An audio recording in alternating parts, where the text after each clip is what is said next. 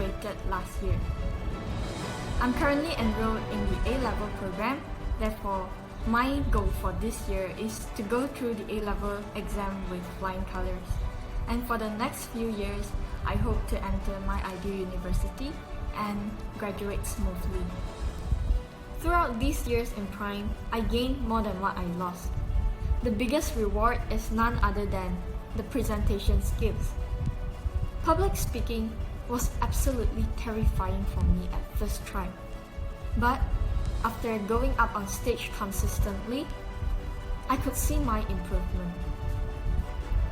Other than public speaking, I'm glad to have my classmates, friends, and teachers. They helped me a lot in my studies and also making our class full of laughter, which motivated me to go to school every day.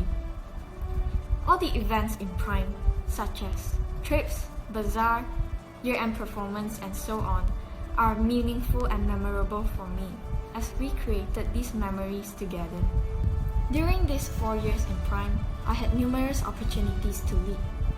I still remember clearly the first time of being a leader in Prime. It was no easy job, and I nearly gave up. So then, I talked to a teacher and she slowly enlightened me. And eventually, everything got back on track and I was surprised by the outcome. One of the personal achievements that I'm proud of is being awarded the Role Model of Prime International of 2019. To me, this award represents the affirmation and encouragement from the teachers, which let me improve and persevere the last year of my high school life. My family plays an important role in my life. Besides my parents, my elder sister influenced me the most because she always set good examples for me in the aspect of her academic performances and her optimistic attitude. Lastly, I would like to share some advice to my juniors, which I find them useful.